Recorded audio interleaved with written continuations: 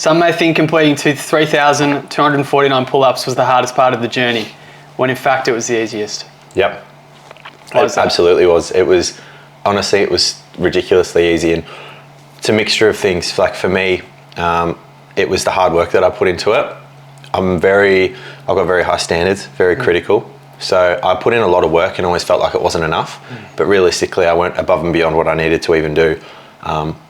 But more on a deeper level, just the amount of time I spent on my own in the gym, getting up early and just doing pull-ups.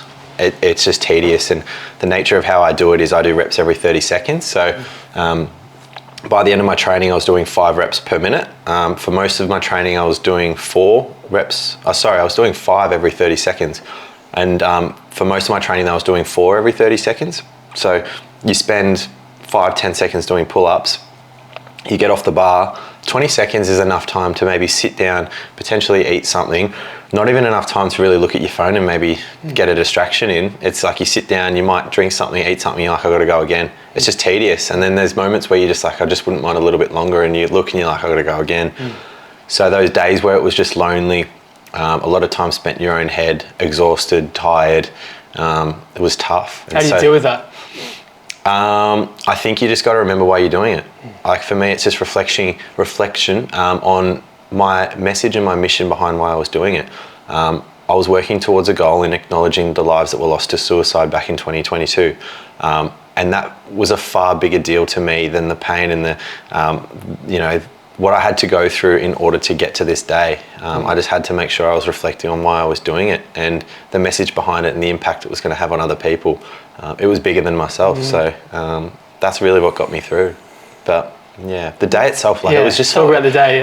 It was just it was so amazing to have community come down and support. And I actually went into the day quite naive to the fact that a lot of people were coming down to watch me do my pull-ups, whereas I went into the day with a bit of a mindset of, people are coming down for the wellness day. People want to come down and try out these, activities and check out these businesses who are part of the day. And that's what I thought the day was going to be about for everyone. But it wasn't. People kept up with my journey over the last, 8 months I was posting for. I trained for about 13 months, but 8 months of posting about my mental health ups and downs. I cried on my Instagram stories. Like, people were there for the whole thing.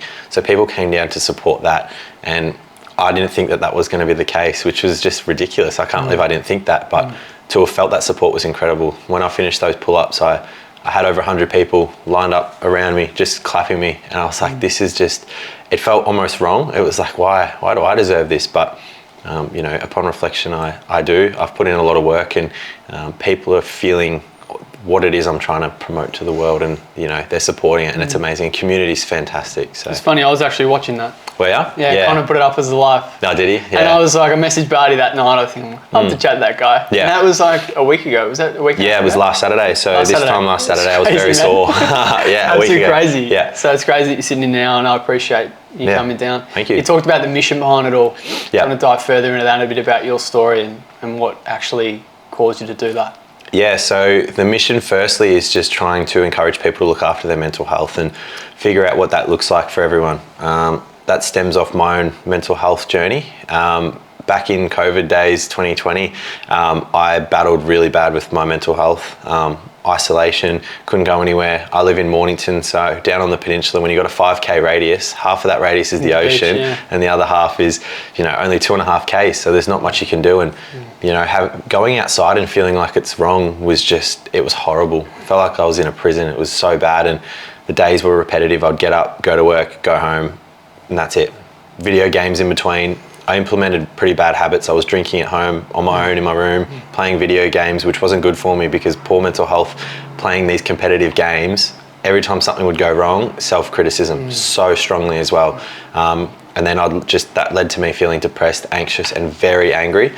I spent a lot of time feeling really angry. I broke a lot of things. I didn't want to hurt anyone else, but I just really wanted to punish myself. So there would be moments where, if I left the house, there would be moments where I had to just simply go for a walk because I just had so much pent up anger and I didn't know what to do. I would just walk and just punch trees on the way. Really? That was just my outlet. Yeah. It was the one thing that just made me, it was like relief because I couldn't talk to anyone. I just felt like I couldn't talk to anyone about how I was feeling. And, with the isolation, it felt like I had no one there for me.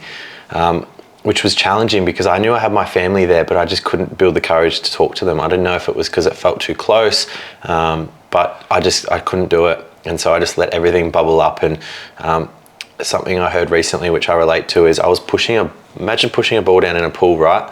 Keep pushing it down. The more you push it down, the harder it gets. And it's only inevitably just going to blow up anyway. And that's what happened to me.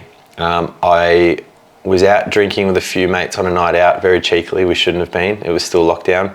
And the night started off so harmless. I was quite suicidal at the time, but I had a lot of shit going on and went into the night. I actually felt good. I didn't think anything was an issue. And even being around everyone, like I was having a laugh at the start of the night. I was smiling. I was being almost the best version of that self at the start of that night. But after a few drinks, what alcohol can do to you, it's obviously a depressant. It just threw me back. And it got to a point where I received a message that kind of ticked me off.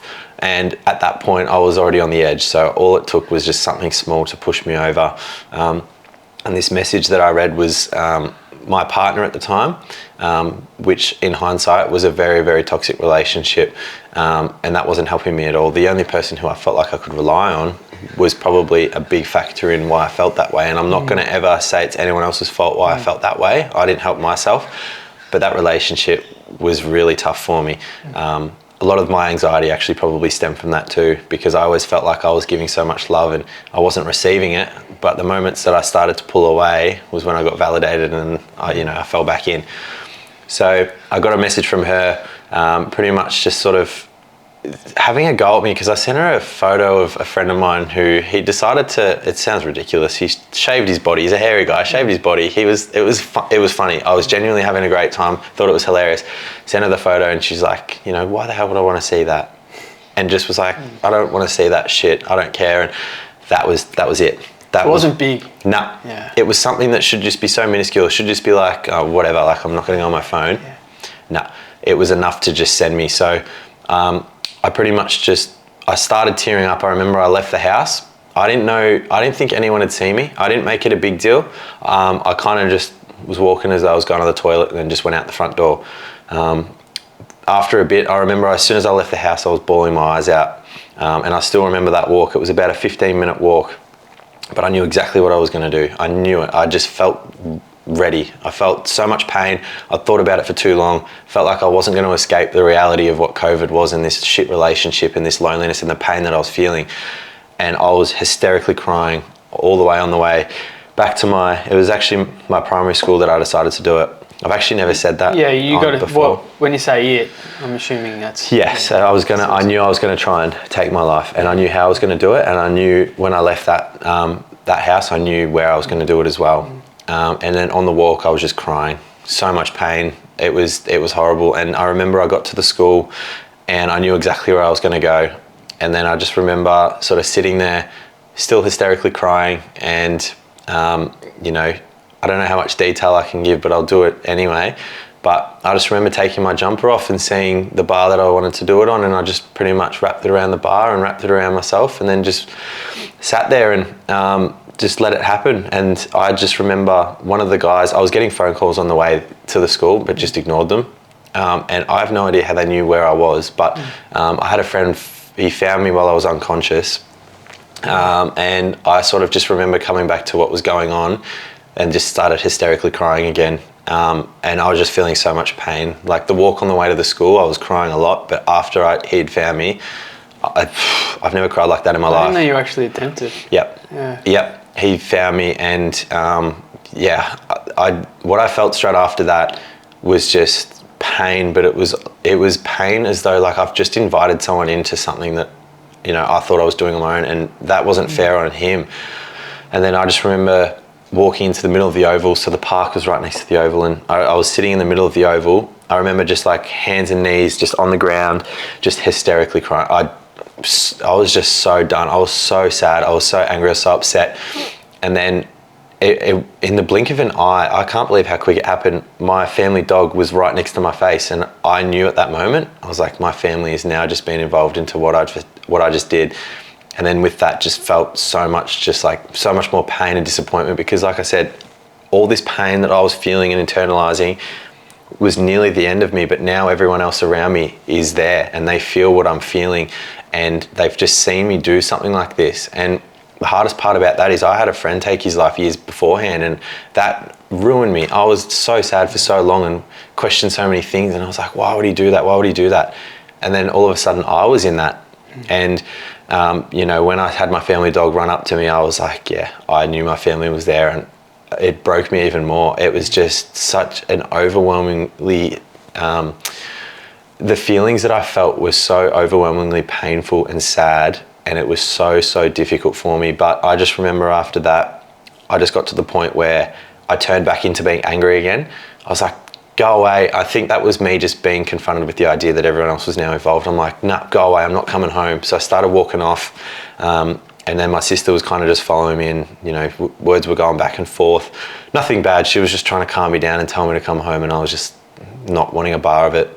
And then we just kept walking and walking to the point where I just exhausted myself. I was just so tired, and I just gave in. And I remember going home, and one of the hardest parts about it all was that the only person who I still felt like was my closest person, the person I could trust and talk to and everything, was my partner. And she wasn't there at the time when I got home, and I messaged her the next day, and she said, she's like, yeah, your sister told me what was going on, but you took too long, so I just decided to go home.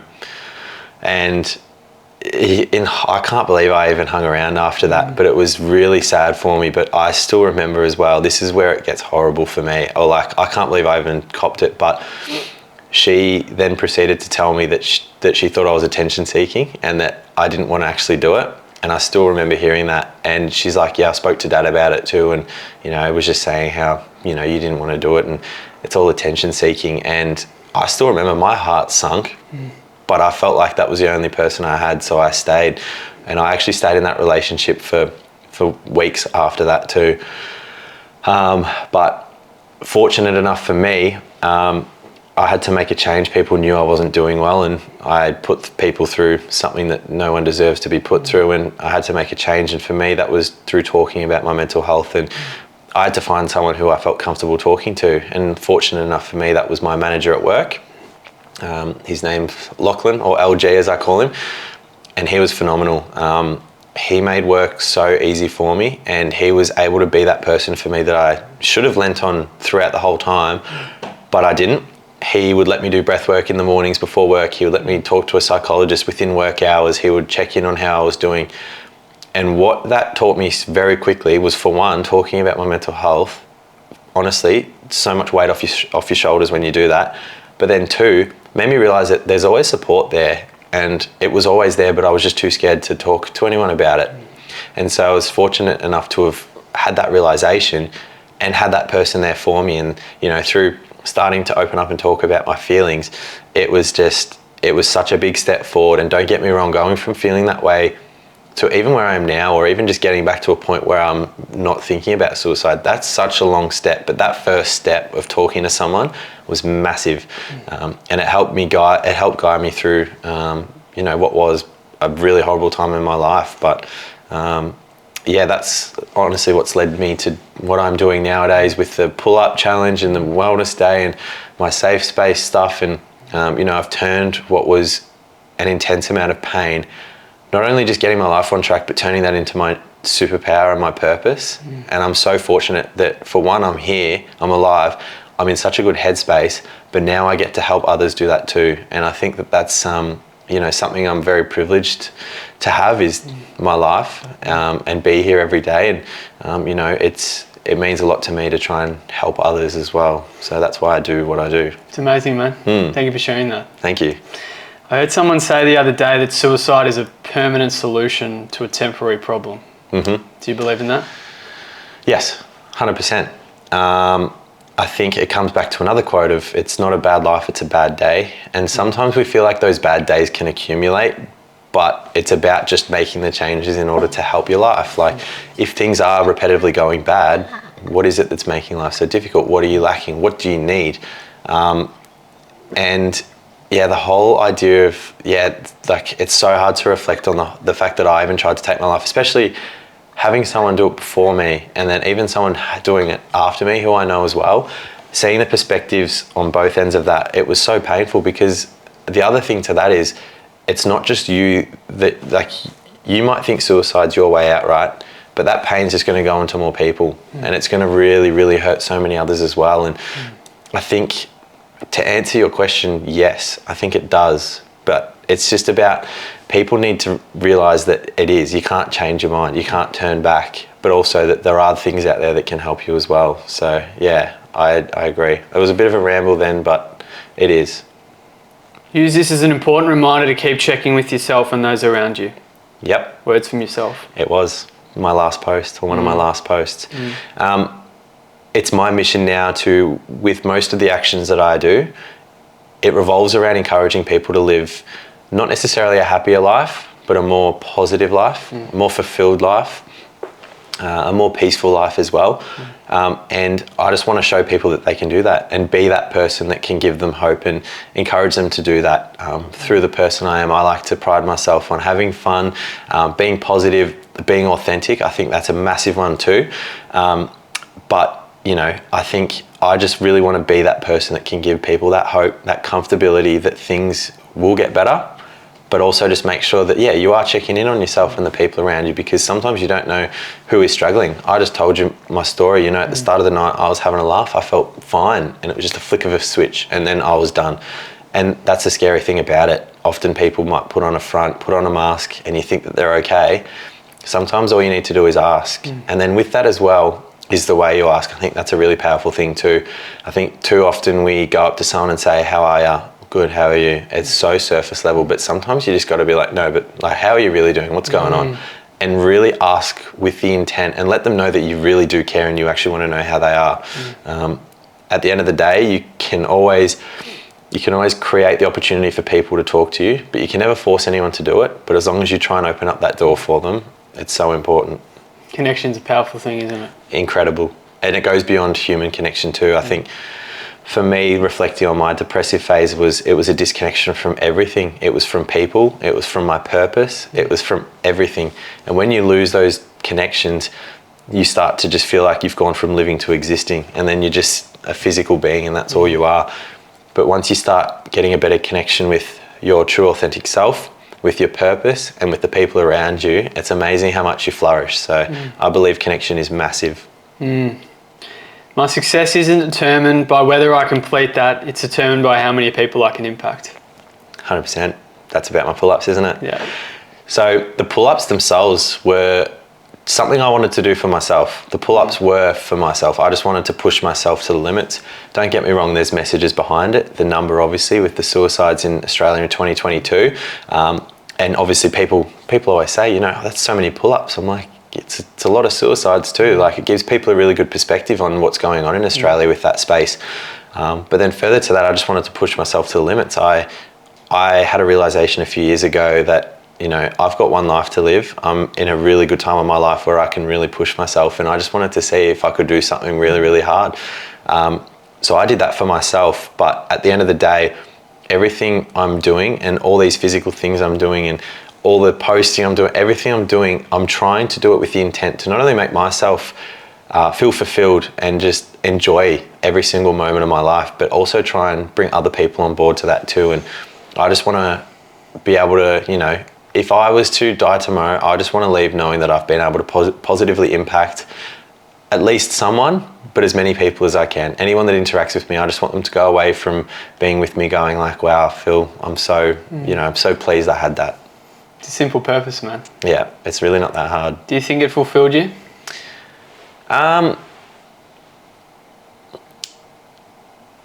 Yes and no. Yes, in terms of what I was hoping to get out of it, but I've got so much more to give. Like, I'm so not done yet. I think for me, this was the first step. This was like the launch pad. I created the launch pad for what's next, and I feel like that's where we are right now. We're ready to launch into whatever's next. And you know, it gave me hope that what I'm doing and the messages I'm promoting are working because people are on board. Like I said, if I'm to impact one person, I've succeeded. But I had over 100 people there when I finished those pull-ups. It's over 100 people who, you know, were passionate about my message and what I'm trying to promote, and even just that connection with me as a person. And so I can feel that and believe in it. And it doesn't feel wrong to feel that either. Like, I'm so immensely proud of the person I am.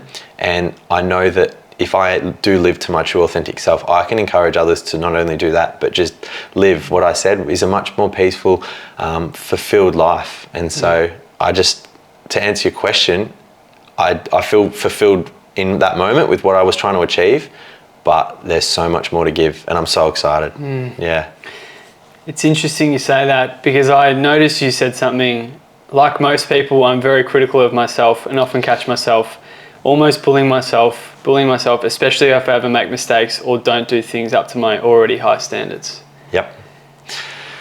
We were talking about this just before, and it's something that to an extent is an issue. I think being very self-critical is an issue if you let it get the better of you. And that's, I think, what happened when I was depressed, was when you're on your own all the time and you've got that voice in your head just picking you apart, you're just going to keep getting worse and worse. But there's definitely moments where it does get the better of me, but I think at times as well it can be quite a positive thing, because me being such an ambitious person with very high standards, who's quite critical of himself, is I'm going to be wanting to achieve these big goals, and you know, there's every chance I probably won't get to where I want to be, because it's probably perfection. We won't ever achieve that. But, you know, if I fall just short of that, I might be disappointed, but the chances are whatever I'm going to do is going to be done really, really well. So and I think that's a perfect example of a perspective shift. Instead of letting that voice be something that really drags you down and becomes the detriment of you and lets you just want to be on your own, sit in your bubble and feel like you can't do anything, I'm using it as a way of, it's a tool now where it helps guide me and helps encourage me to try and, you know, push myself to the limits as much as I can. And no matter what, I probably won't actually ever be satisfied, but I'm going to do a good job no matter what. So it's just about utilizing it as a tool, I guess. We spoke about it being a burden before. Yeah. It's not, it can be a burden. Don't get me wrong. Like I said, if you let it get the better of you, I think that's where stuff goes bad. But if you can utilize it as a tool, I think it can be powerful. But yeah, the voice is always there. You know, I did a camp at the start of the year with the Reach Foundation, and we spoke a bit about the shadow and the spirit. The spirit being our truest self, like who we are as a person, and the shadow is that voice at the back of our heads that it's always there. It's about, I think, sometimes just acknowledging that it's there, maybe listening to it and just being like, hey, like, I hear you, but you know, I'm not going to let you get the better of me. Like, I've got you today. And I think it's great, and it builds obviously mental resilience, and I think it can help guide you in a very positive way. How would you best describe yourself? Great question. Fun, adventurous. I like to push the boundaries a bit. I don't like to be confined to what's expected of me, or, you know, I like to push the rules a little bit. And sometimes it used to get me in trouble as a kid growing up, but now it's something that I think is really powerful of me. But I think I'm just like a really warm character, judgment-free person who can make anyone feel comfortable. And I hope that, you know, we met today, but I hope that that's how you feel. And I just like to try and bring joy out of everyone and everything that I do. So that comes back to the fun aspect. But yeah, fun, positive, judgment-free, adventurous, ambitious, hardworking. But yeah, overall just a big ball of love, I think. How did you get to that point? And I asked that question because you referenced before that there was a lot of anger. Yeah.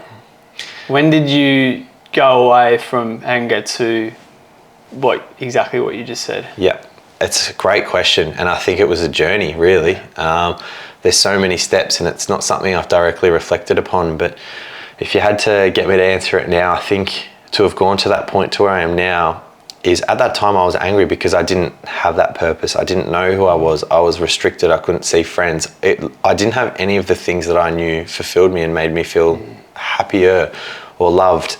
And it was a journey to really get to that point where I felt, you know, the way I do now. And implementing the things that I knew made me feel better. So connection with people, community, people that are my people as well. That was a big shift that changed probably in the last year, is not confining to the people you're around, but actually just being yourself and then letting the right people gravitate towards you. So I think for me, it was just being able to understand my purpose, the direction I wanted to go in my life, and then just lean back into doing more of the things that I know make me feel happy and are fun. Because life is so serious and we get caught up in it. We go to work, we go to the gym. It's all just like, we have to be doing this to the T, routine every day, but you've just got to have fun. I mean, if you don't have fun, I feel like you're not going to really live a very enjoyable life. That's so true, man. You've just got to be able to smile, be a kid. Honestly, that's a big thing. You still just release that inner child and just be adventurous and curious and have fun and laugh and smile and all those things. And don't get me wrong, I feel angry. I'm human. I feel all kinds of emotions, but that feeling of anger is very rarely there. And if it is, it's so minuscule. So, yeah. Don't sit on the sidelines and watch life slip by. Get out there and chase what sets your soul on fire. Whether it's pushing yourself physically, launching that business, walking away from a job that no longer serves you, taking a spontaneous trip, or exploring a new passion, just go for it.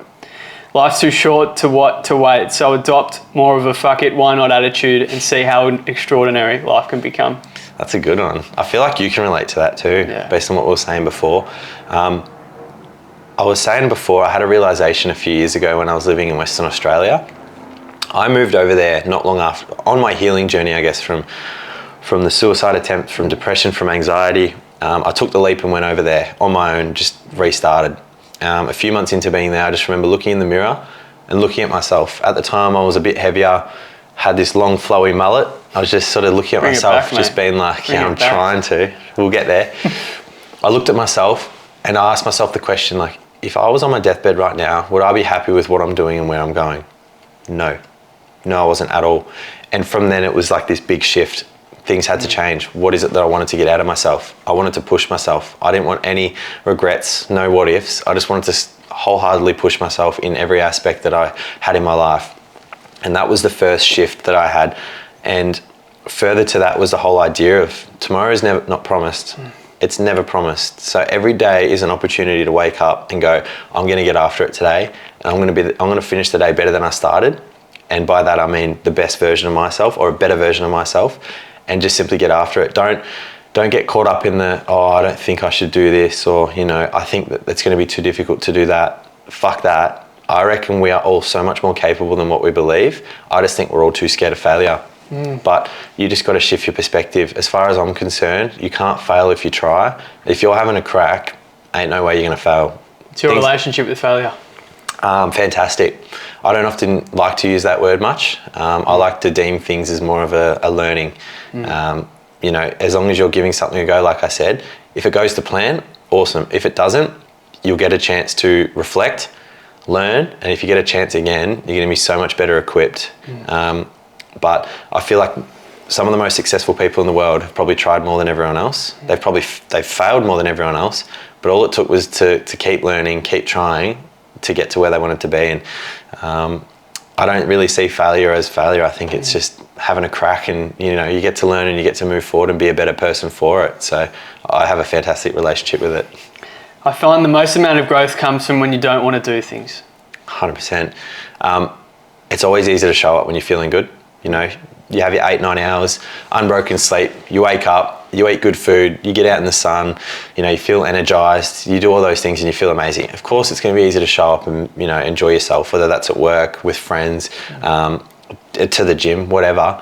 But it's the days when maybe you wake up feeling sluggish, and that can happen. Not every day is always going to be feeling, you're not always going to be feeling amazing. But if you wake up and feeling like, today's just going to be really tough, today's going to be really hard, I don't think I can do it. You let that shadow voice in the back of your head just get the better of you. They're the days where I feel like most growth occurs because you're proving to yourself that you're worthy. You're showing yourself that, hey, I want to show love and respect to myself no matter how I'm feeling, and you overcome those thoughts and you just build that mental resilience. So I feel like it's the days when you show up when you're not feeling up to it where you experience the most amount of personal growth. How important self-love? Oh, huge. It's a massive thing. I bring it up quite a lot at my sessions at Safe Space, and we're so quick to criticize ourselves. If I asked you, what are 10 things you don't like about yourself? This. What are 10 things you love about yourself? Yeah, it's hard. I don't know. But it's just because I feel like we've been shown or built around the whole idea of we can't show ourselves that. It's arrogant. It's egotistical. It's like, it's this and that. Why not love ourselves? We should be loving ourselves more than we love anyone else. And I wholeheartedly believe that. And that's why I'm so open about, you know, you were asking me before, you know, a bit about myself, and I was so quick to be able to like, this is me, this is me, this is me. There's so many parts about myself I appreciate, and I'm very self-aware of that. And I think it's important for everyone to do the same too, because if you're just going to sit in the negatives of yourself, you're not going to really have a very good experience. And you know, it's a question I frequently ask at my safe space sessions. What are 3 things you love about yourself? People struggle to name 3 things, but as soon as you ask their friend in the same group, what are some things you love about that person? I love this, I love this, I love this, I love this. And then people kind of go, oh yeah. It's about, people need to sit and think about what it is they love about themselves, because it's a makeup of who they are. And there's so many things that everyone should love about themselves, but I just think people think it's arrogant, it's egotistical, it's not right. What are 3 things you love about yourself? Great question. I love my ability to be able to make anyone feel comfortable. I feel like I approach everyone as though they're my friend. I had to think about this on the drive here actually, but how respect is earned. I feel like I show respect until it's broken. I feel like everyone deserves a chance to have my respect no matter who they are, and I think that allows me to approach any person or any situation with the most comfort ever. So the judgment-free side of me for sure. I love my ambitious nature.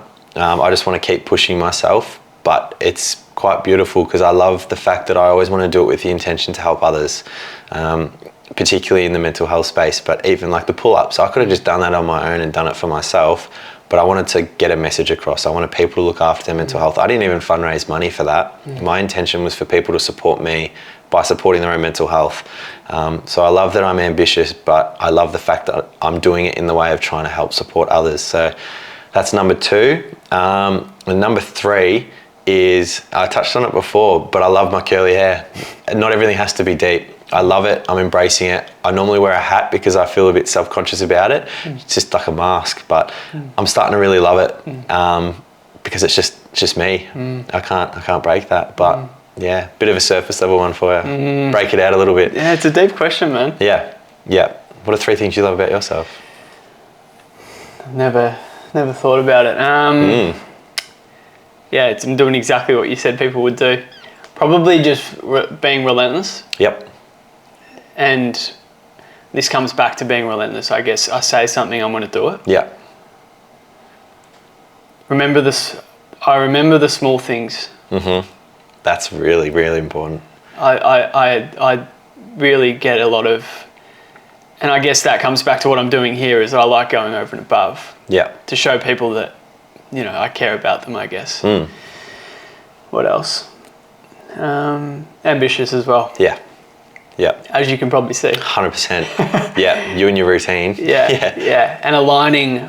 I am uncharacteristically myself. Yeah. I am past the point of faking someone that I'm not anymore. Yeah. Which wasn't always the case. Yeah. And it sounds like that's the case with you as well. Yeah, with authenticity. How long do you feel like you've really embraced that? Probably since starting this thing. Yeah. Probably since starting this thing. Yeah. Just basically like, this is me, this is who I am, this is what I do. Putting up stuff with my mum, putting up stuff with my dad. Yeah. Opening up about things that I never thought I would. Yeah. And having that on record, I guess. Yeah. And that's why I do this. Yeah. Because I think it comes back to what you said before, the connection piece. Yeah.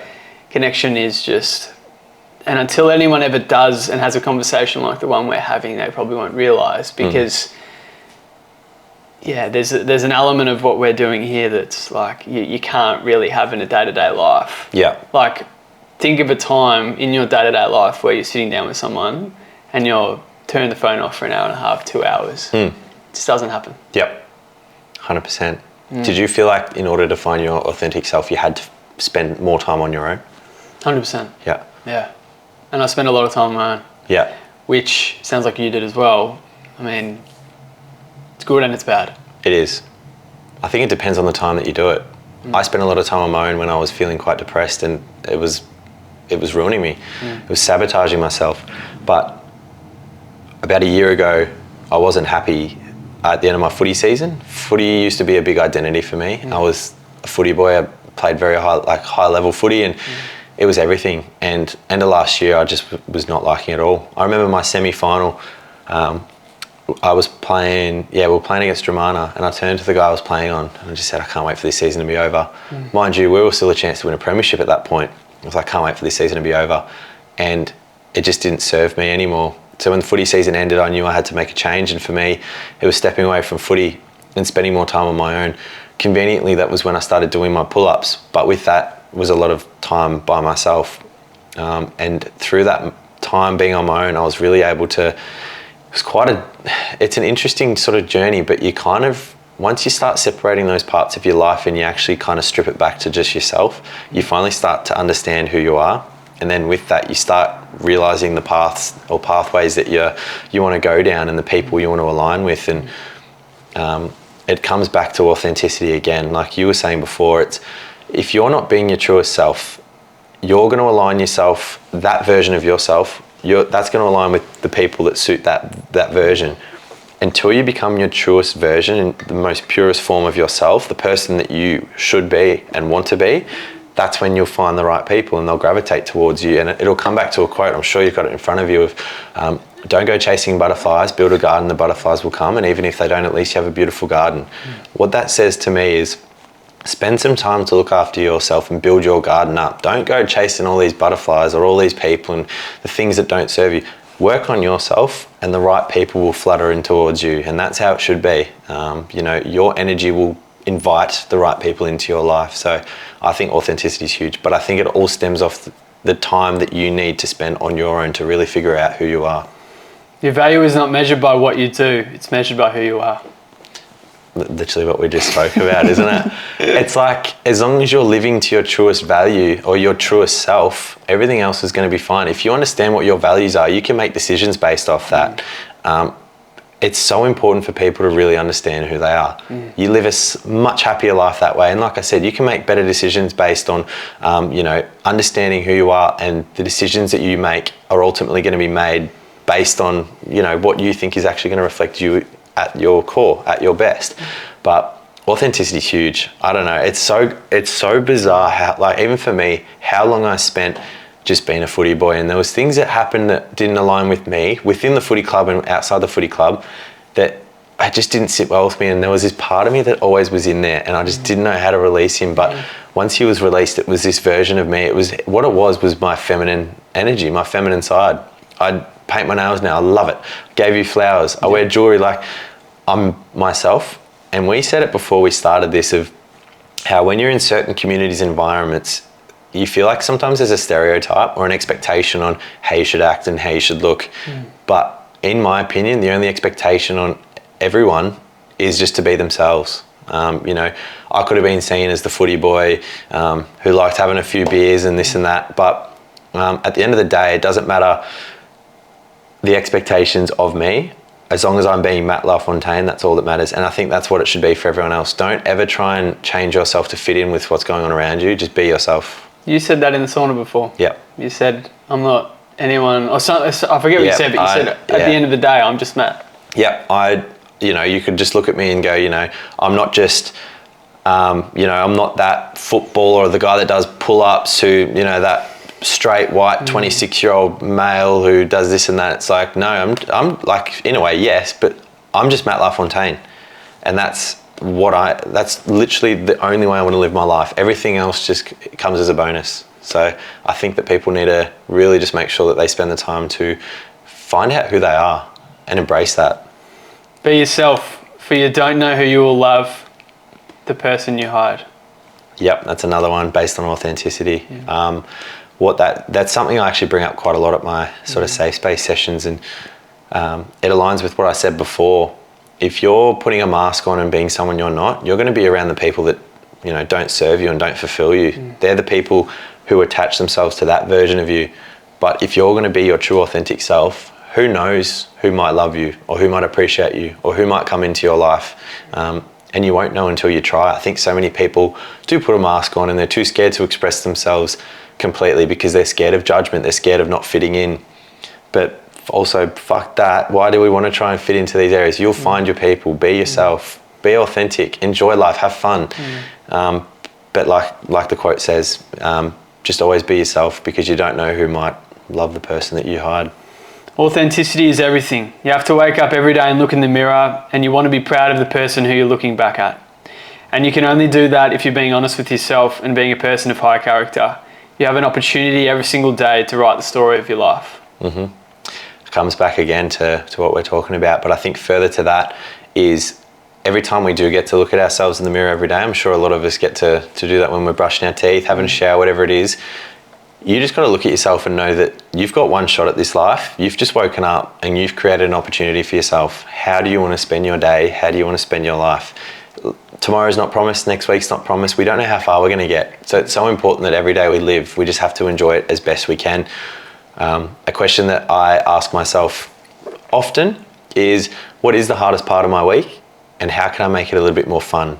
Because if you just let those shit moments of your week just dictate, your day or how you're feeling, it's just going to consume you. Just have a think, how can I make my life more fun? How can I make my day more fun? How can I make this chore more fun? And I think that, it goes back to, I guess, getting back on track with the question is every day's an opportunity.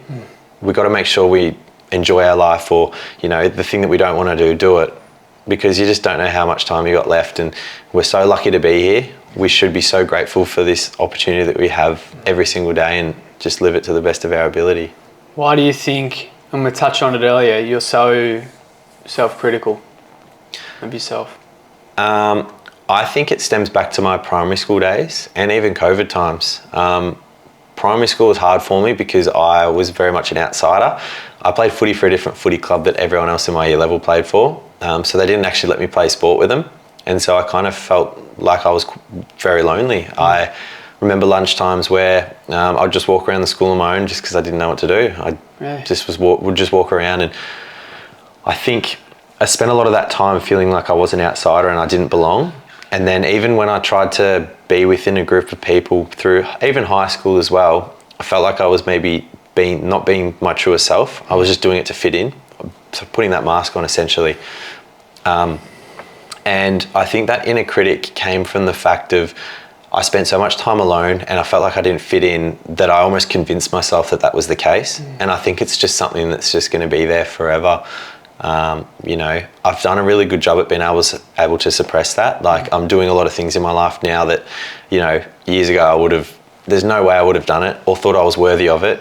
And don't get me wrong, I have moments where I still question, like, can I do this? Should I do this? Why me? But I've created this for myself, and I'm so lucky that inner critic is starting to get pushed aside, and it's not getting the better of me anymore. But I think it just stems back from that loneliness from years ago. How good is it when you're creating something for yourself? It's amazing. And seeing it come to life too, it's amazing. Proving yourself wrong. Proving yourself wrong. It's incredible. I've never heard, most people say proving others wrong. Nah, because I'm proving myself wrong. That voice that's in my head that's telling me I can't do something, or you're not worthy of this. That's my inner critic always tells me, you're not good enough to do this, you're not worthy enough to do this. I'm proving that voice wrong. And that voice, a lot of people say it's not you. It is a makeup of a lot of other things, but also it's in my head, therefore it's mine. And I'm proving that wrong all the time. Do you still have down days today? Yep. I'm human. Yeah. We all do. Yeah. I've been fortunate that it hasn't been so much recently. Yeah. In the weeks leading into my challenge, I had many moments where I felt that way. Yeah. I was burning myself out. Yeah, so probably in the 2 to 3 months out from the challenge was the hardest, because I'd trained so much for it. I was playing footy at the time, so my week was, I'd train 5 days a week for the gym. I'd do footy training on a Thursday. I'd do my safe space stuff Monday, Wednesday, and then Saturday would be footy and Sunday would be 1,000 pull-ups. There was no break. I was burning out. Every second week I would burn out, and it absolutely ruined me. But all it took for me was a realization that I was letting the challenge dictate my whole life, and I was putting that as my number one priority ahead of myself. And as soon as I realized that, I started prioritizing myself, and everything became so much easier. I was, every single little thing, I was saying no to seeing friends. I was saying no to all kinds of things because I wanted to prioritize my training and my challenge, and it was controlling my life. I have a bit of an obsessive personality, and I very much let that do that to me.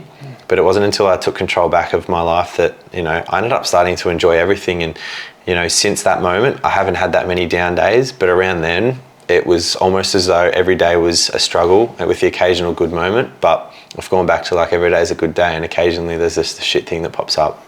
Now that that's over, how do you, and I think you were talking about maybe doing another challenge of some sorts, but how do you, let's just say, transition back into real life after you've done something like that? And I've had a few people on here, and I'm not sure if you resonate with what I'm about to say, but they see it as a high. And obviously you ride the high and then you come off the high and then it's like, fuck, I'm back to normal life. I spoke about it with Hannah the other day. How we won the 2012 grand final. Everyone loves you for 2 weeks, 3 weeks. And then it's like, you're back. And you're like, fuck.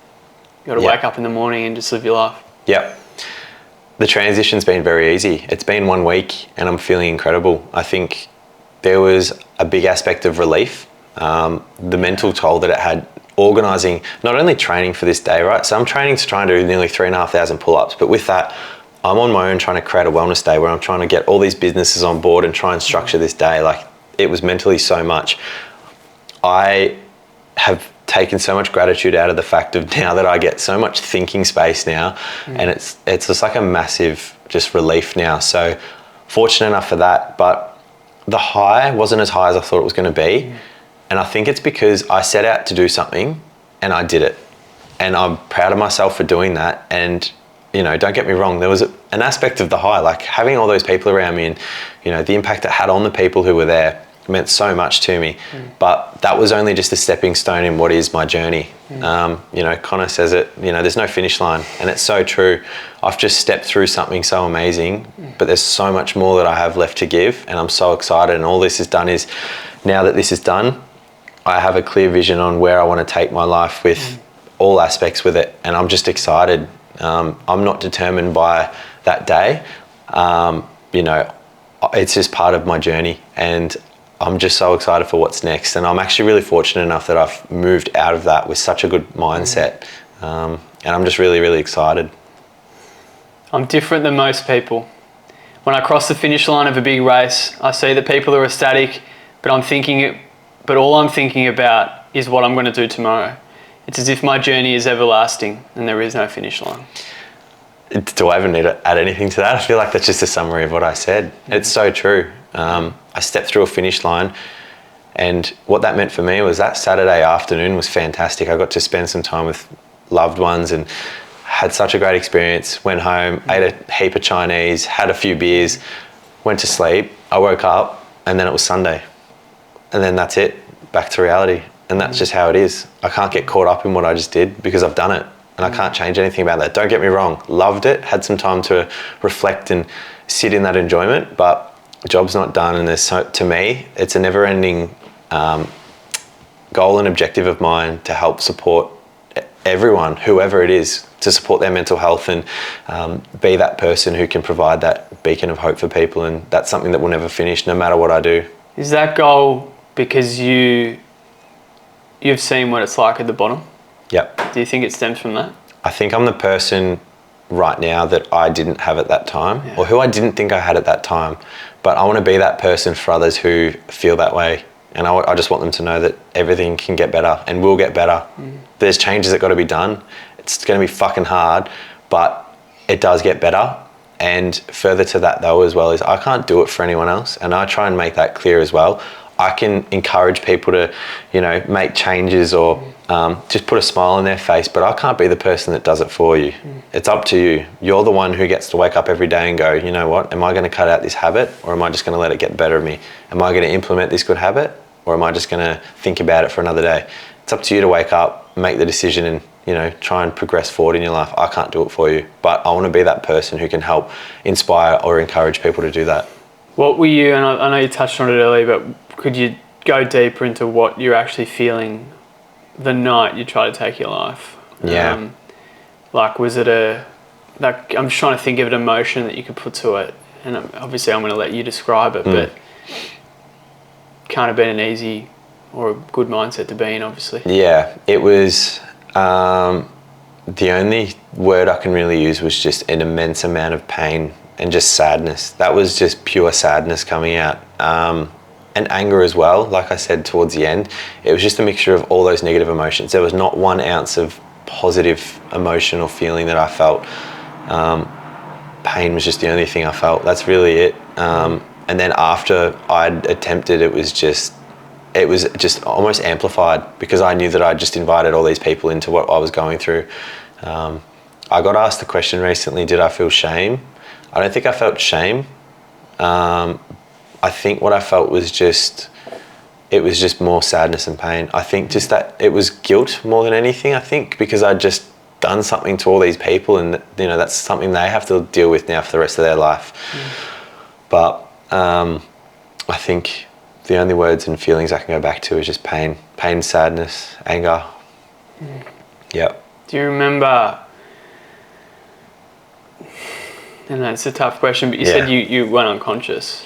Yeah. Yep. Like waking up from that and you were like, fuck. Yeah.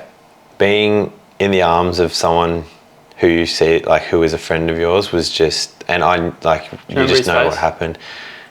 Yes. Yeah. He was looking around for someone else just to try and, like, come over and help. Yeah. And then, he sort of comforted me for a bit. I remember.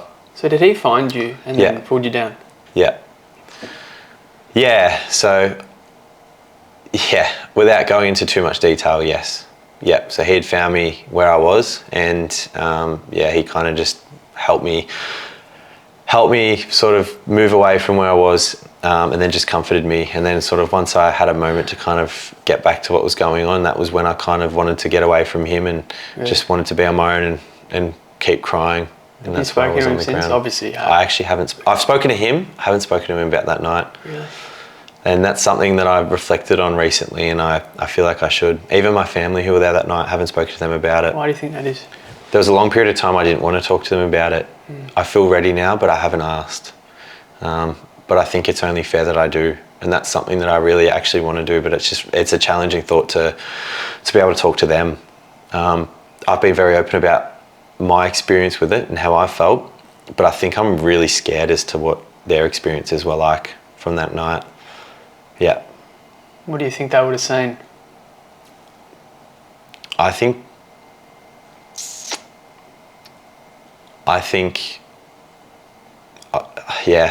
that I can't even imagine, like, trying to put myself in their shoes. It's just like, I couldn't imagine how they would have felt to see that, especially like my parents.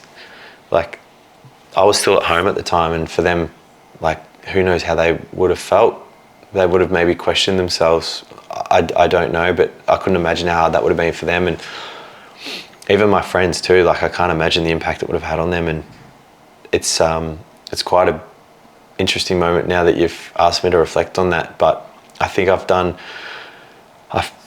been so open about my journey and what's happened with that night, but I don't think I've put the time in to the people that were there that night to really talk to them about it. I think it was something I wanted to push aside, but I think it's probably only fair that I do talk to them about it. I was going to say, do you see that as part of the healing?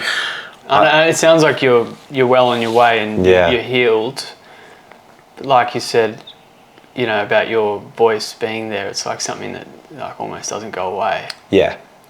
And I guess I talk about what happened that night frequently. When I'm trying to talk to people about their experiences and what they're going through, and they often ask me what happened to me, I have to talk about it. But selfishly, I probably haven't put myself in the shoes of the people that were there that night. And I think that just comes back it stems from fear of, like, what I actually did to them, because I couldn't imagine how much that would have sucked for them and how hard that would have been for them, especially family, friends, the person who found me. Yeah. Full on, man. Yeah. What's your relationship with fear then?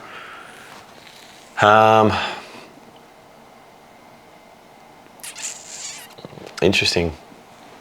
I think you've had me reflect on it just now.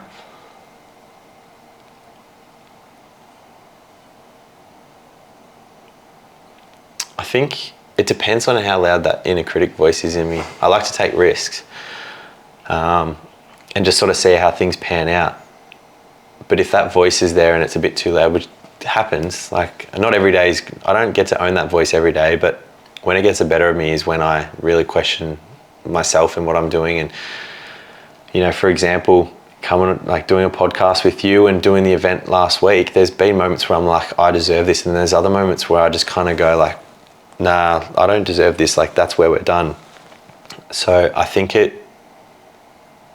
it's very dependent on that voice that's in my head. It's not good and it's not bad. Yeah. I feel the same way. Yeah. Yeah. I feel the same way. And I think the fear that I have sort of stems from, I'm sure you're the same, about not being your best self. Yeah. Like sitting back at the end of your life and going, fuck, I could have done that. Mm-hmm. That's fear. Yeah. That keeps me up at night. Yeah. Yeah. It's such a good, like I think it's something we want to reflect on too though. Like we got one shot at this thing. May as well give it a crack. What's the worst that can happen? I spoke about it with Connor that he doesn't like when people say life is short. Mm-hmm. He's like, I think life is incredibly long. It's about how you make the most of it during that time. Yeah. Do you see it that way as well? Yeah. He's such an interesting, the way his perspective is, it's so beautiful. Oh, isn't it? And honestly, I probably think of it to on a different level to him, which I think is a beautiful thing about it. I'll be honest. I think that, like I said before, tomorrow's not promised. Therefore, you don't know how long life can be. Connor, I wonder if you'll listen to this, but I'm not saying he's wrong. I think he's just got a different perspective that helps fire him up or fuel him. Of course. For me, it's the unknown of what happens tomorrow or what happens next week. Or I think that's why for me every day you've just got to be able to go like, I'm just going to embrace today. I'm going to make the most of today because I don't know what's going to happen tomorrow. I don't know what's going to happen later today. So for me, it's not long and it's not short, but shit, you just need to make the most of every single moment.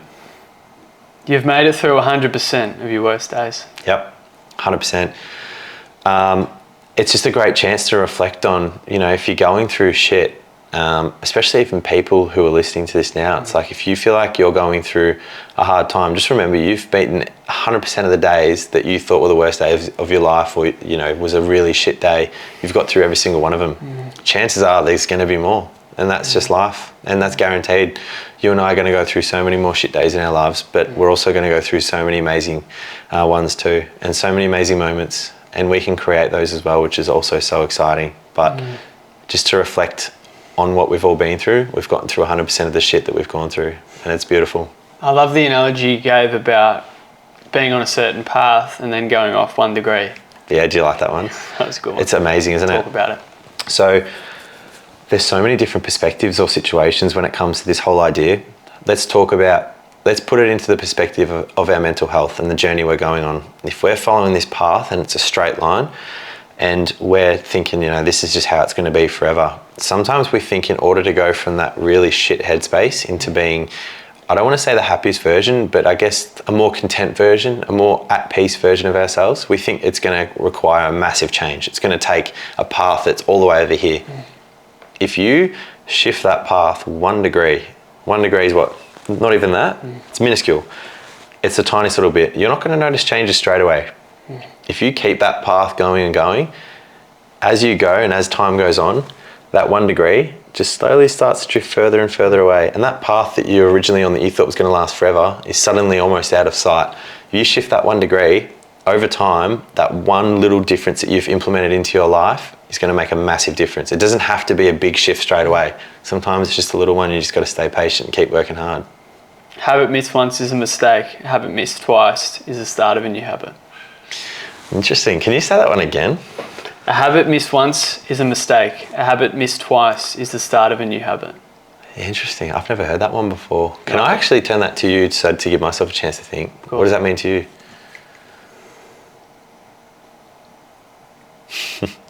Saying you're going to do something and continuing to do it every day. Even if you're having a bad day, like you said before. I think it's so easy for people to set themselves a task of doing something, whether it's posting every day and then not, it could be anything, and then not actually doing it. I think that's probably what it means to me. So it's about like showing up for yourself no matter what's going on or how you're feeling. Correct. But just showing up for yourself, for your future self, for the person you strive to be. Correct. Yeah. And not letting it slip. Like I said, that's why I set my alarm at 5 every day now. Because I know that when I set it at 5 every day, the alarm's not changing. Yeah. That's the good thing about Whoop, is that you can set continuous alarms and it just stays on your watch. And it's regular. Yeah. So it's not like you're on your phone, you can just turn it off. This one you have to actually log in and individually delete it all, which never happens. So if I'm up at 10, that's my problem. I'm going to be tired that day. Yep. Yeah, wow. But if I go to bed at 8 or 8:30, I know that I can't miss that habit. I can't stretch the alarm out to 5:30. Yeah. Don't you hear a lot of people say, I wish I could get up at 5? I used to get up at that time. Have you heard people say that before? 100%. Yeah. There you go. Set the alarm at 5 every day, nothing changes. 100%. Comes back to discipline, and that's something you would have spoken to Connor a lot about too. He prides himself on that, and he is fantastic for that. A great role model for discipline. People always strive for motivation. Motivation's fantastic, but again, motivation only comes when you're feeling really, really good and everything's going really well and you're in a good headspace. Discipline's when you're able to do that and follow through with it when you're not feeling amazing. And so I think that instead of people trying to strive for motivation, strive for discipline and just do the things that you know make you feel better or are going to help you be the best version of yourself, and just do it every single day. So I think that's what it comes back to. For anyone that's not feeling amazing, what are the small steps that they can take to do that? Beautiful. It looks different for everyone. I think that's the number one thing too. For example, you saw me in the ice bath, absolutely hated it. That for you, that's something that supports your mental health, makes you feel better, gets your day started really well. For me, it's probably just not quite there yet. Maybe one day, but I feel good after it. It's not something I could bring in. Everyone needs to figure out what makes them feel better. There's so many different activities and so many ways to look after your mental health. Now, for me, this doesn't mean it's going to work for everyone, but for me personally, I think it's really important to, when things aren't going really well and your mental health is dropping off, have a moment to be on your own and have a think about why. What's going on? Why am I feeling this way? And within that time, have a think about what changes need to be made in order to start feeling better. What things do I need to cut out? What things do I need to bring in? This is, I guess, where your question comes in. For me, exercise is huge. Just get moving. Some people get intimidated by the whole idea of exercise. Just go for a walk. Doesn't mean you have to go out and run 20 Ks. Doesn't mean you have to go out and do 3,000 pull-ups. Just get moving, get the heart rate up, get outside. And that stems to my next one. I think just get outside and get fresh air. If it's sunny, which in Melbourne happens occasionally, get out and get some sunshine. It makes you feel so much better. Go for a swim, go to the ocean. Another one's journaling, write some stuff down, draw. Even colouring in is really therapeutic. There's so many different ways to look after your mental health. Go pat a dog. I don't know, there's so many things. Find the things that make you feel good, make you feel happier, make you feel, almost put you in that mindset that, everything is going to be okay, everything's going to be better. Just something that helps release the bad stuff and helps fill up your cup. And it looks different for everyone, and that's something I'm going to make very clear. I'm not going to go out and tell everyone, go do breath work and go sit in an ice bath for 5 minutes, because some people are going to hate it. Yeah. Find what it is that really makes you feel better, that feels like it's releasing a lot of that shit, and then just do more of it. On the topic of habits, it's funny, if I was to say to you, go and do a 10-minute ice bath, that's and that came back to me, what I said before about ice baths, doing things. Yeah. And actually saying some days, I'm only going to do it for a minute today because I don't feel like doing it for 5. But on the days I feel good, I'll do 5 to 10. Yeah. But if I was to say to someone that's never done one before, go and do 10, they're just never going to do it again. No. But in saying that, you've given me a really nice moment of reflection. Sometimes the changes that you need to make, or the things you want to bring into your life, it doesn't have to be big. And I kind of just stated that too. Exercise. You don't have to go out run 10 Ks or just do anything like that. It's just about moving. Sometimes with the ice bath, it might just be getting in and then getting out, having a cold shower. Start small, set achievable goals that you can do every day. And I think I heard this through someone else. Make the goals so minuscule that you can tick it off every single day. Today I'm going to do 1 push-up. I'm going to walk out the front door of my house. I'm going to make my bed. Tick, tick, tick. We're humans, we love seeing those things get ticked off. If you make those goals really small and you tick them off, you're proving to yourself that you are worthy and you are, more capable than what you originally thought. The goals don't have to be big. There's people like us that do have these big ambitious goals, but they come through smaller ones as well. So make those goals really small, really achievable, and just keep proving to yourself that you can do these things. I heard a good one the other day. Yeah? About when the bin is just far away enough that if you chuck a bit of paper in it, you feel good. Yeah. That should be like your goals. Yeah. Whereas if it's too far away, it's just impossible.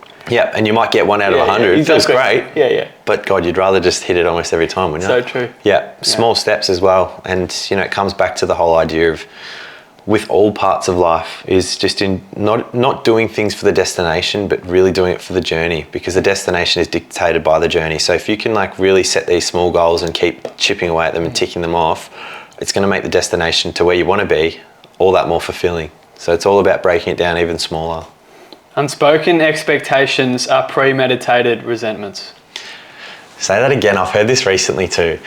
Unspoken expectations are premeditated resentments. Struggling to even get my head around that. I think that's why I didn't sit in that Basically, thought. people have no idea Yeah. how to meet your needs when you haven't expressed them. Yes. Yep. It's a great one. Let me just take a moment for that. Comes back to just communication. I don't know. For me, I'm very open and honest, and I think this is a big one to reflect on almost with relationships as well, really, or just anything, even at work. I think that you can't ever expect anyone to do anything for you if you're not going to talk about it. And I think I'm very open in just being very open and honest. I try and communicate as clearly as possible. I'll tell people how I'm feeling, what I think about situations. I'm sitting here now and saying to you, hey, I actually don't know what this means. And I think it's also been able to embrace those things where you are out of your depth and just admit to it. I think too often people are just they try and protect themselves, I don't want to talk about it right now. I think it's really important to embrace your mistakes as well. I think I'm steering off, but I'll bring it back. It's okay.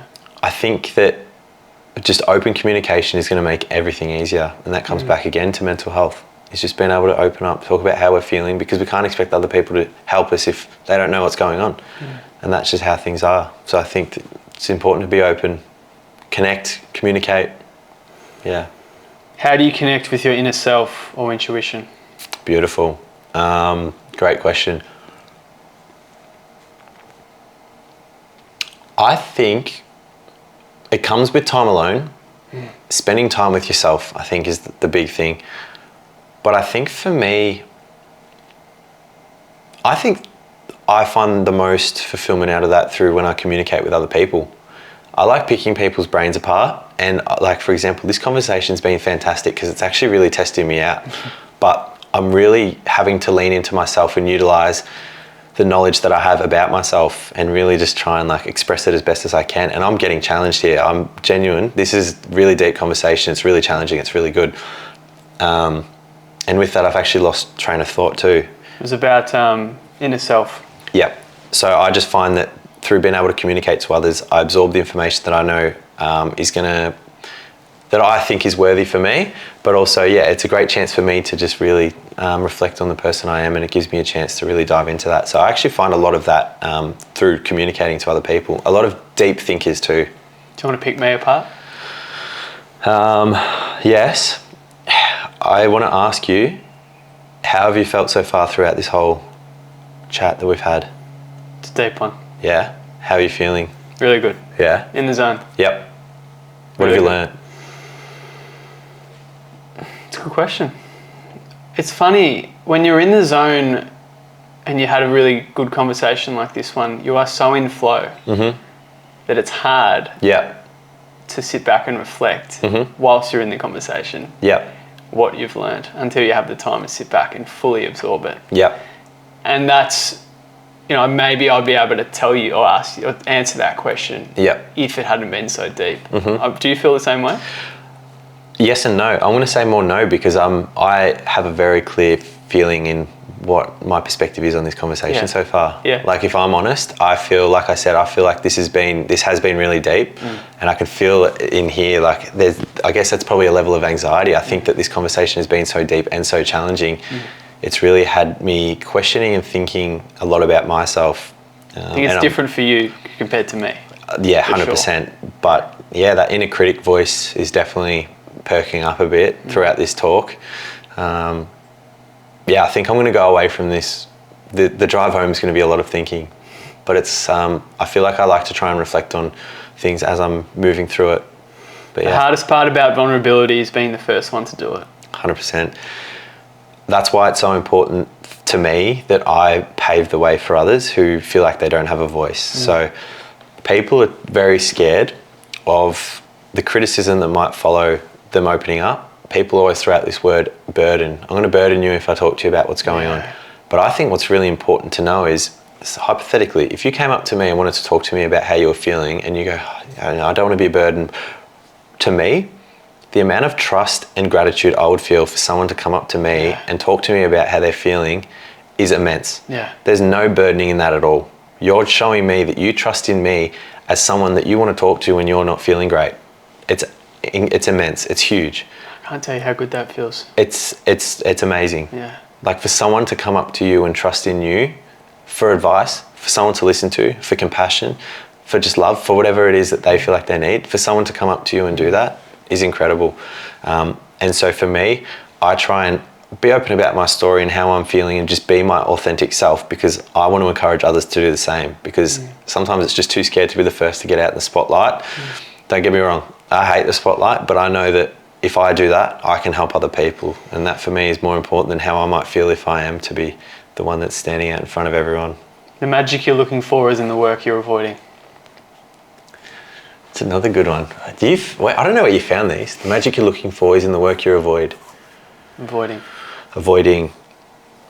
Would you see exactly what you just said there about burden? Mm-hmm. Would you see that as a reference? And that's why I said it after you said that. If you're avoiding not talking to someone because you think it's a burden.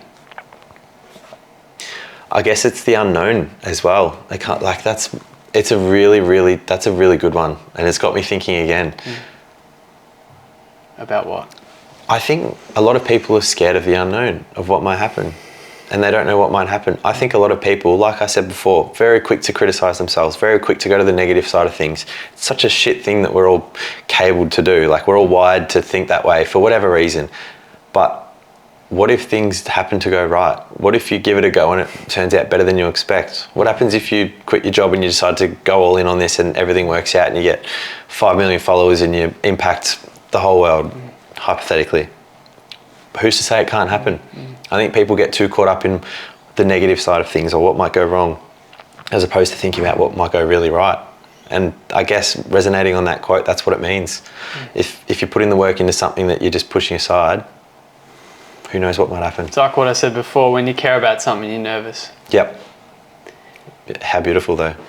You said something that was just, and it brings back to what you said before about the butterfly quote, which is actually, honestly, I have like a little ending quote that I normally do, and that was going to be the ending one. Yeah, was it? But that's okay, we've already spoken about it, so Yep. that's fine.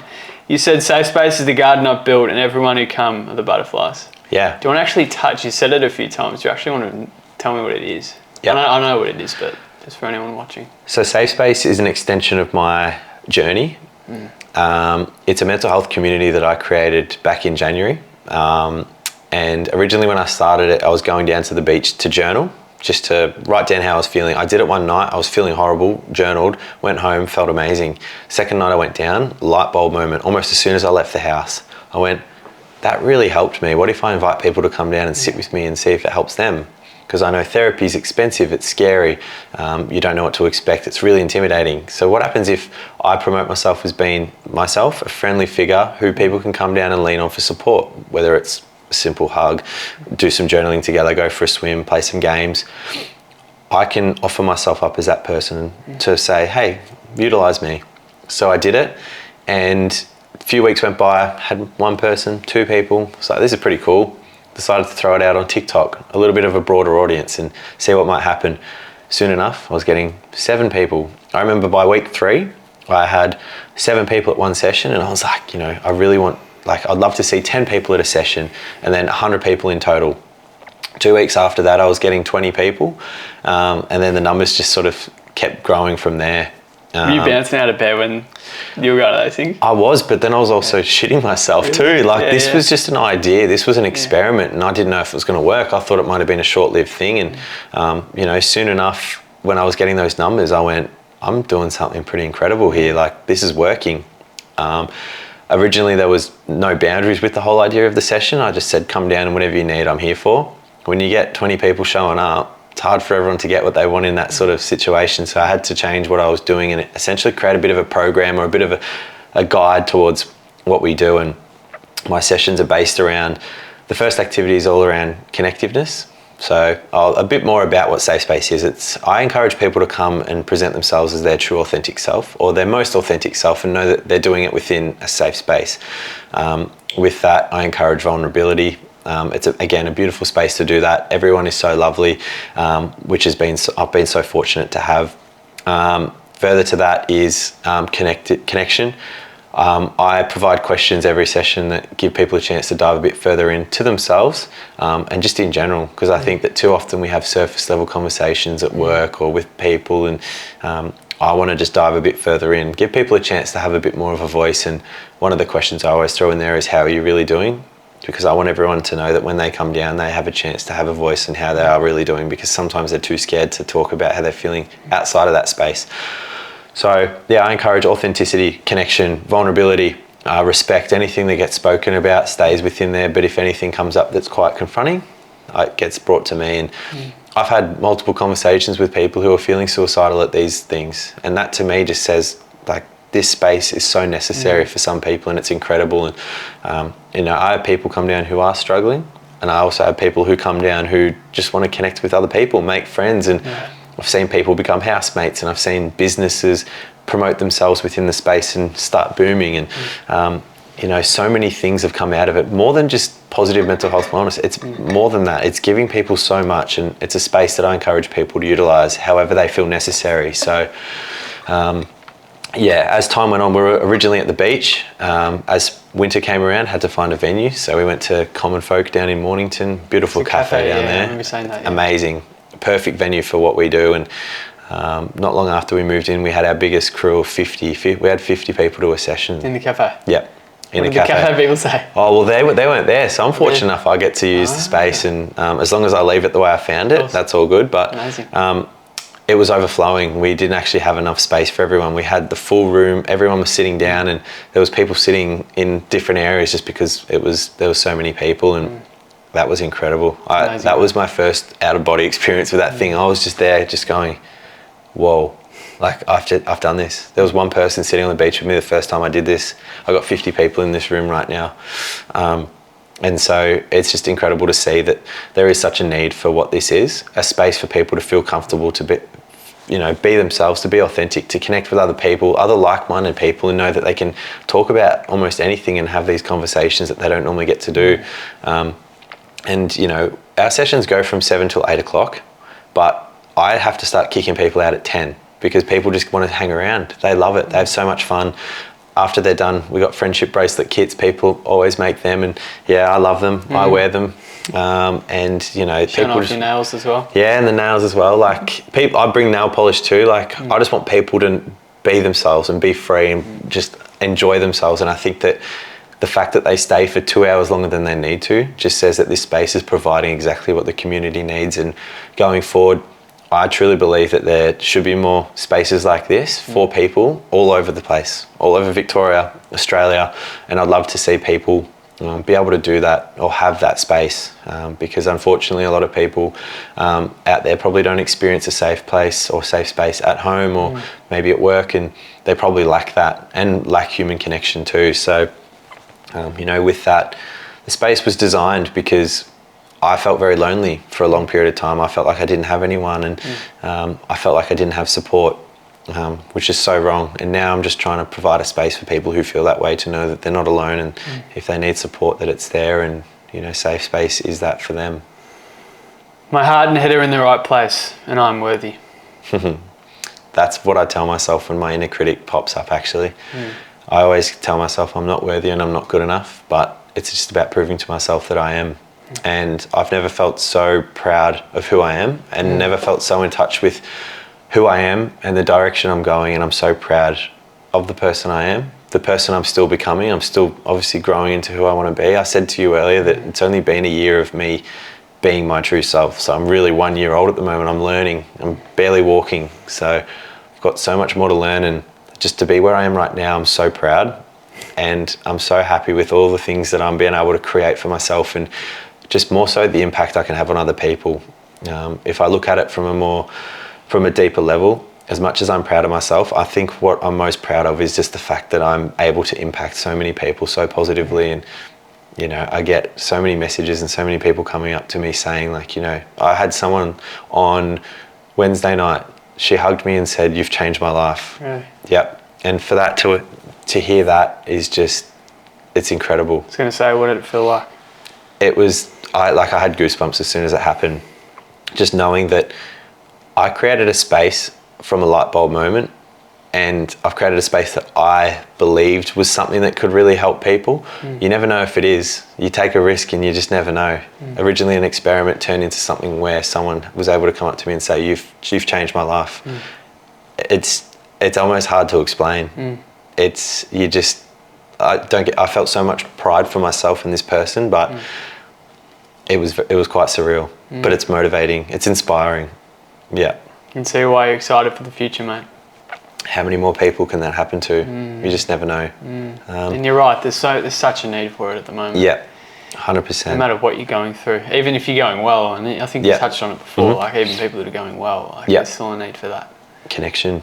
Yeah. Community's getting bigger. Hey, I might need it. Why not?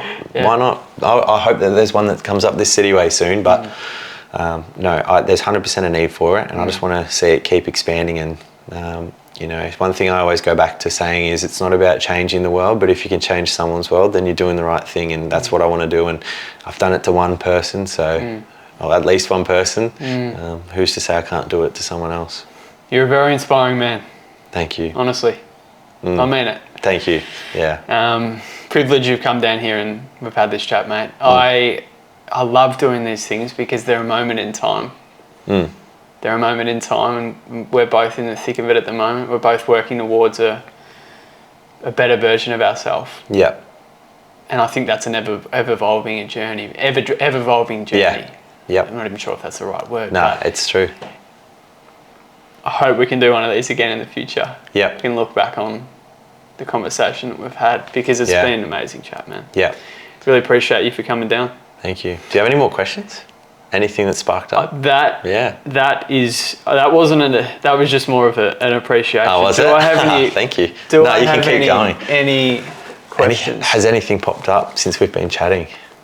It's felt like this conversation, like I've forgotten about the fact there's even cameras on. I don't even know how long we've been talking for, but it's like, has it?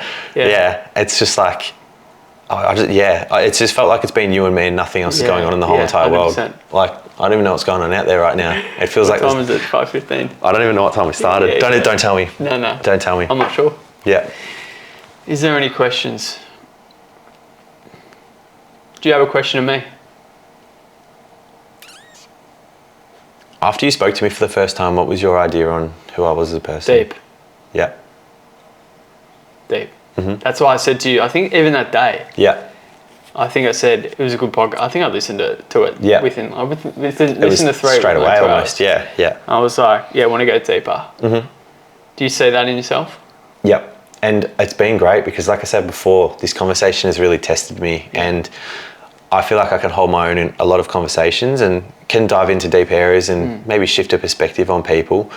But this has actually been the first time I've had a conversation where I've been quite challenged. It's been amazing. Why is that? I'm still learning a lot about myself, and I can't say that I know everything, and I'm not going to sit here and say like I'm perfect. And like I said before, it's been less than a year since I've actually dove into this version of myself. Just over a year ago, I was still that guy who played footy, who had so much to give but didn't know how it looked and wasn't being himself. I've been this deep thinking person who is more emotionally in touch with himself now for only less than a year. So I'm still learning, and I'm absolutely loving learning about myself, and it's so exciting. But, you know, I'm just a child when it comes to all this stuff. And this has just been sort of a realization that, hey, like there's still so much more learning to go, which is so beautiful. Do you place pressure on yourself? Yep. Yeah. Immense amount of pressure. I'm probably going to go away from this and drive home, and I'll be very critical on a lot of things that happen. That's the inner critic coming through, and I think it'll absolutely happen because I got tested. Yeah. And it's great that I got tested, but yeah, this is where I'll be quite reflective. So I'll be pretty hard on myself after this. Really? Yep. Definitely. How do you let go of that? It's a great question. I think I'm just going to talk to people about the experience and how it went, and then maybe just, it sounds horrible, but potentially validation through other people, which isn't necessarily the right way, but I think that it's going to help shift my perspective to hear it from someone else, perhaps, which is a coincidence because that's what I do for other people.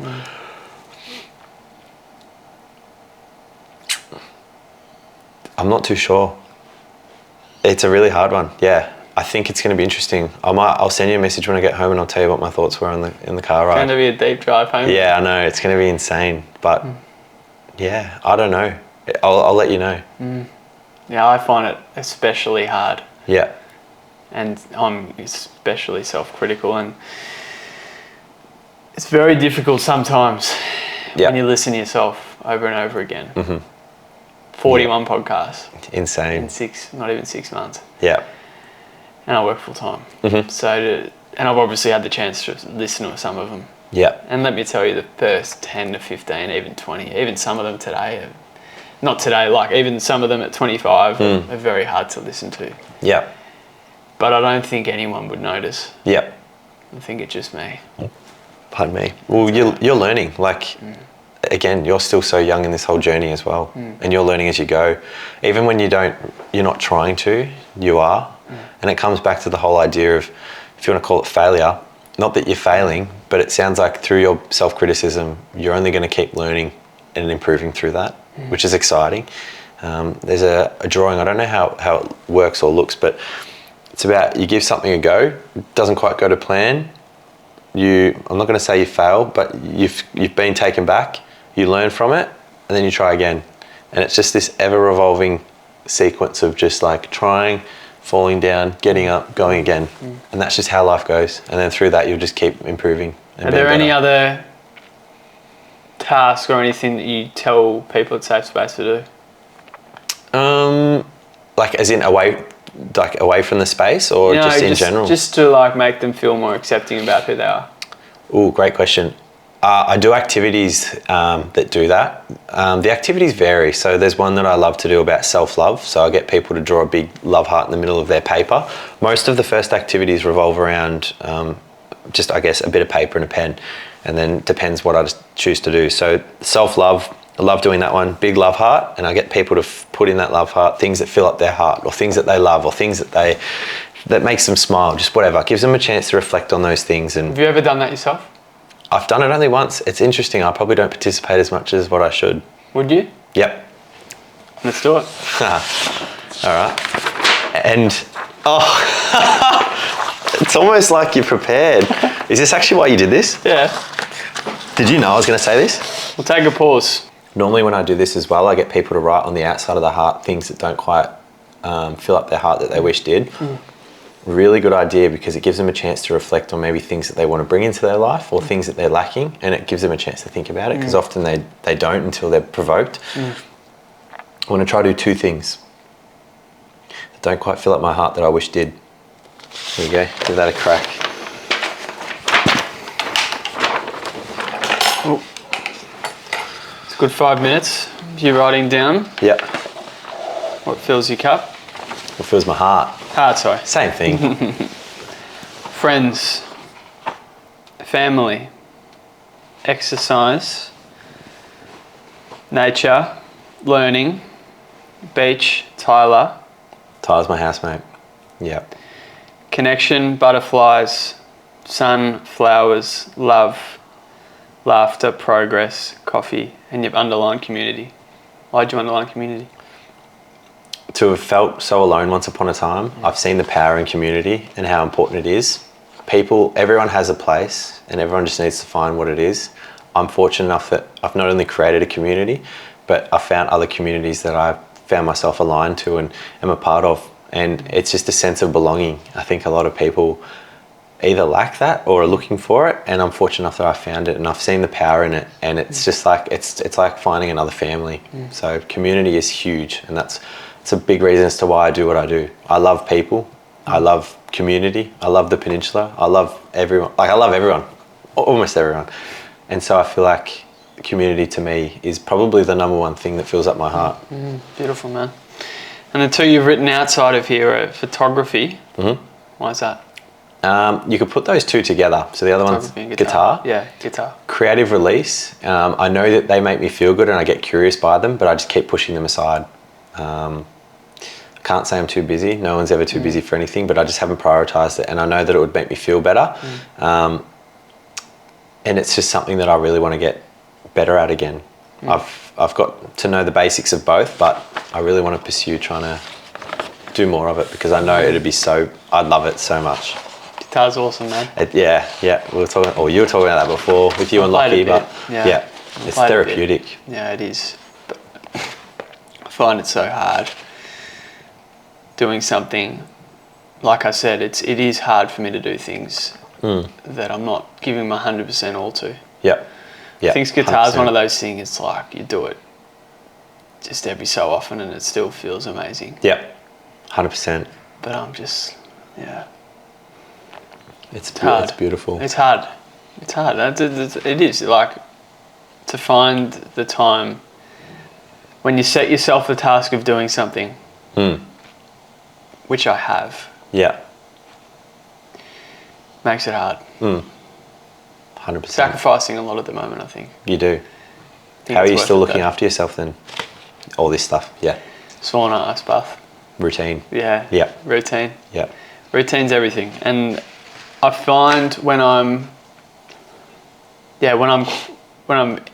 at peace is when I'm like doing all that sort of stuff. So I prioritise it. Yep. And I've had nights where I'm like, it's 9 or 10 p.m. I need to stop. And then I'll go in the sauna and the ice bath afterwards. And then I'm like, I'm at peace now. I can relax. You know. Have you missed a day of doing either of those? Yeah, of course. How do you feel when you miss it? It's fun. Yep. It's fun. I don't hate myself for it, but some days, and this is becoming less and less recently, with the alarm aspect, there are some days where I'm genuinely just like I'm feeling off completely. So but rarely are there days where I miss them. To be honest. Yep. Rarely. Yeah. It's good. And I go into work now, and I'm like, I'd rather be slightly later to work, but I wouldn't be as present if I didn't do it. Yep. Beautiful. How good's that? You're a wise and you're an inspiring man, like I said. It's been an unbelievable chat. I don't think I've got any more questions. I think this is a great way to end it. I got a question for you. Okay. So obviously I showed up today with an intention of giving you some flowers. Something I love receiving flowers. I think it's amazing. Of course. But I think that there's very much an idea behind it being very much for women, a feministic trait, which I think as well. I think it's important that us men do embrace our feminine side, as I do. I love it. But I love receiving flowers, and so I bought you flowers. It's something that I really want to start doing, is giving my mates flowers. I think it's really important. But how did you feel receiving the flowers from me today? I didn't expect it. Honestly, didn't expect it. Yeah. And like I said, never been given flowers before. Yeah. Probably never met anyone that would have thought to give me flowers either. Yeah. So mate, it made me feel good. Nice. And I'm giving so much of myself in this pursuit. Sometimes that even just small things like that is just fills the heart, man. Yeah. It fills the heart. Yeah, I appreciated it. No, it's good. Honestly, and it's such a simple. I feel like some of the best things that make people feel good are like simple gestures sometimes as well. Yeah. And it's funny, my mum, who hopefully will listen to this, she always says, don't get me anything. Don't get me flowers. But whenever you get her flowers, it brings a big smile to her face. Yeah. Yeah. You know? Yeah. Like, so it shows that no matter what or who it is that you're giving something to, even if it's a small thing, can be the difference between making their day or not. And I think that makes me reflect on things that I like about myself, is that I try to do the small things. I think that's probably a representation, I guess, of real estate. Do the small things that others potentially aren't willing to do. And I Yeah. guess that comes in the form of what I do this with research and speaking to as many people as I can. And then in my real life, it's like finding people or finding things that make them tick. Yeah. And embracing that part about them. Yeah. Yeah, beautiful. Well, I just love the whole idea of kindness. That's one thing I pride myself on. It's probably one thing I should have said that I love about myself is that I am kind. I try and go almost out of my way, but not in the sense that I'm forcing it, but it's just natural. It's cool to be kind. It is cool to be kind. Yeah, I did send that through, and it is. It's like, it's actually, in a way, it's selfish too, because another quote, so it's selfish to be selfless. You do things for others because it helps you feel better, and that's true. You do at the end of the day, do it for yourself because it feels better for you. But I love just the simple gestures of holding a door open for someone, waving to someone if they let you through in the car, and telling your friends how proud you are of them, or telling someone they've done a great job, or they look really good, I love your shirt. Like just simple things that it just makes people feel so much better, and it makes them feel amazing. Like just the idea of bringing flowers. I'll admit, used to hate buying flowers because I'm like, they die. But it's not about how long they last for. It's about just giving that person that bit of that moment just to say like, hey, I appreciate you and I'm really thankful for you. It means so much, and that's a big part of who I am, and that's why I think I can connect to a lot of people, is because I am a kind person, and I don't even try, it comes natural. I naturally just want people to smile, and I'll do whatever I feel is right to do that. I want to walk away from this conversation a much better person, honestly. I feel like I am. It's taught me, you asked what I taught, it's taught me to be kind. It's taught me to be kind. And I would say that that's a good part of me as well. Like I feel like I am kind, but to go over and above, to show people that you care about them. I feel like that's something I'll walk away from this conversation with. Yeah, and I hope that other people do too. Because if everyone goes, even out of their way or not, if you just try and be kind to one person, everyone else does it, God, the world would just be a much more peaceful place. And I've tried to avoid the word happier place, because happiness is definitely something I feel like people are always striving to get to, and I feel like that's not necessarily always what we should be trying to do, but just try and create a more peaceful environment for everyone. It'd be just so beautiful, and that's why I'm doing what I do, and people feel it and see it. I'm so grateful, so hopefully people can take that on. You're a very good man. Appreciate you a lot. Thank you. Thanks for coming down. Having me. No, all good, man. Like I said, hope we can do another one. Yeah, this was special. I want to end it. Like I said, I was going to have that end quote about chasing butterflies. You can do it if you want. No. No? And we've already touched on it twice, because you said safe space about it. So I heard this quote about Muhammad Ali the other day, though. Sorry, that Muhammad Ali said. And I thought that we've got to leave the viewers with just one last bit of wisdom for you. So I'm glad I left this one to the end. I was sort of forced to, but still, it's still a good one. The fight is won or lost far away from witnesses, behind the lines, in the gym, and out there on the road, long before I dance under those lights. 100%. If you're going to put it into words, it's like my pull-up challenge. The day looked amazing, looked like it was easy, but the whole lead up to that, it was hard. And it's like anything, no good things come easy. It takes time, it takes patience, it takes discipline. And it comes with almost every part of our life. But when we get to do that and dance under the lights, that's when things are, that's where you go, wow, I deserve this. It's so beautiful. So it's all about the work behind the scenes.